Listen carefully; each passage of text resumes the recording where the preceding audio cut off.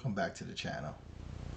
Today I'm going to go ahead and actually review a hot series that's out there on Netflix called Night Agent.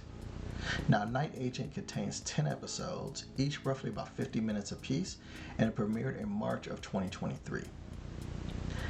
Now, this is actually for fans of action, drama, thriller, espionage. All those types of genres are wrapped up into this series. I'm going to go ahead and actually say that fans of the Jack Ryan type of series are going to be the target audience for this. So if you like that kind of vibe, that political intrigue type of deal, that's where they're going with this. So the storyline for this is The Night Agent is a sophisticated character-based action thriller centering on a low-level FBI agent who works in the basement of the White House, manning a phone that never rings until the night that it does, propelling him into a fast-moving and dangerous conspiracy that ultimately leads all the way to the Oval Office. So for me, because of that premise, because I like action series, I like espionage, most thrillers, I'm gonna be a main for this. I very much like that whole genre, and I like the whole political aspect of it, so I'm right there for it. This is targeted for me, but I'm also gonna give you some information for casual viewers too, to see if it's your vibe. So if you like how that sounds, click like, share, subscribe. Cool? All right, let's do it. Gabriel Basso plays Peter Sutherland, the low-level FBI agent that we were talking about. He is a young agent who has a dark cloud hanging over him from his heroics from an attempted bombing a year before. He should have been lauded for that, but instead there's a conspiracy hanging over him. At first you kind of think about like, how could that be possible? But then you start realizing, oh yeah, the internet and conspiracy trolls are a thing, and now you get it of people spin stuff to do their own thing, right?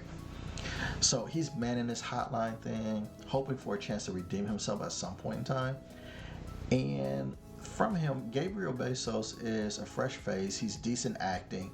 And what's refreshing about his character, he's not like a super agent. He makes mistakes, he misses shots, but he's genuinely like a good dude. So he's kind of like, he's Captain America before actually getting the super soldier serum. He's trained, but he's fallible, right? He's not the skinny version of Captain America that Christopher Evans was on that horrible CGI body that he had. He actually is a regular looking dude or what have you, but he's just a regular guy trying to go, he loves his country, all that kind of good stuff, right? We go and actually put that against Lucienne Buchanan plays Rose Larkin. She's a bankrupt former cybersecurity CEO. She was an uppercomer in the field of cybersecurity, and then someone betrayed her and jeopardized her and her company. And then after all these problems with her company, she witnesses her aunt and uncle get murdered, and she doesn't even know why. She's given this number of this hotline to call for support, and she gets Peter.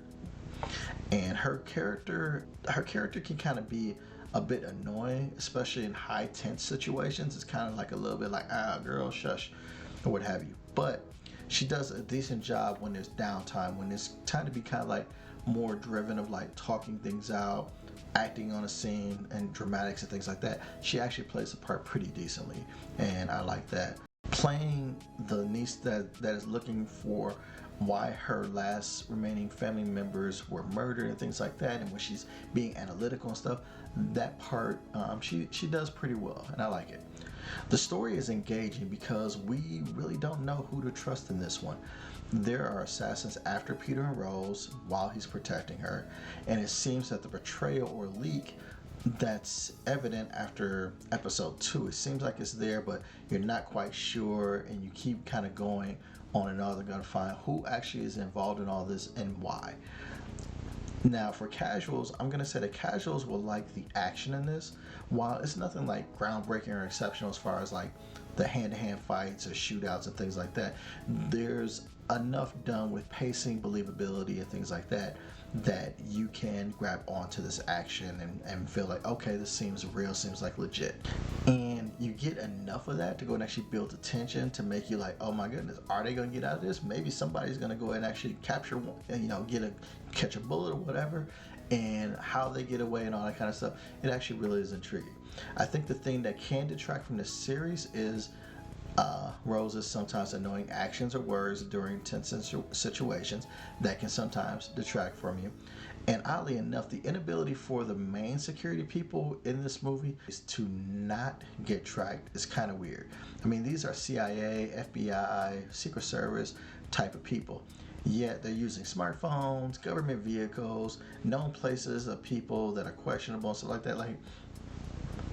Like use your brains. Don't I just would like to think that those people are smarter than that. They're not really the best at checking for leaks and securities, and it just strikes me as a little like, I don't know if it's unrealistic because it seems like all movies and series are based off of this, but there seems a little bit more than the average one. Also, the assassins, at least for the first set that are sent in the first 2 episodes, they kind of give you unnecessary behind the mask kind of look, meaning like who they are as people or whatever.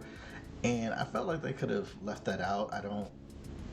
It just seems like an unnecessary type of thing, and I think casuals might get turned off on like, why do we care anything about what these assassins doing? Let's get back to the main focus of the conspiracy, and then also the two that are trying to go ahead and actually run and running for their lives, what have you. So I think that can detract from people as well. So what's my verdict? For my mains, for people that this is targeted to, I'm going to say watch the first 2 episodes.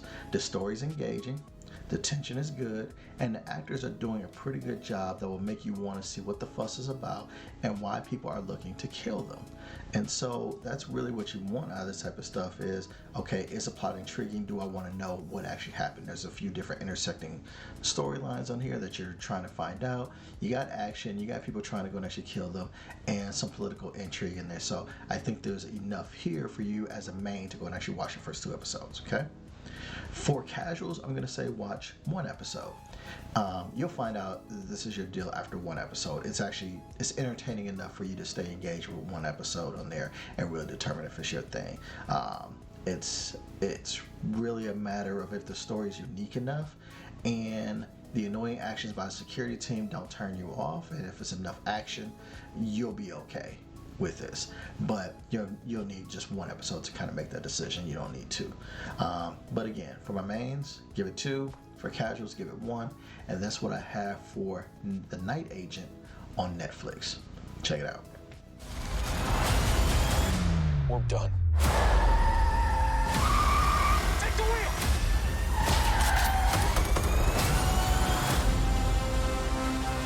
If you stayed all this time for me, I appreciate you. Since you did that, you might as well click like, share, subscribe, all that kind of good stuff. You know how it is. Need all of that support. You can also watch one of these videos around here that the algorithm suggests for you. But until that time, then I go and actually throw another post out here. Take care of yourselves. I'll holla.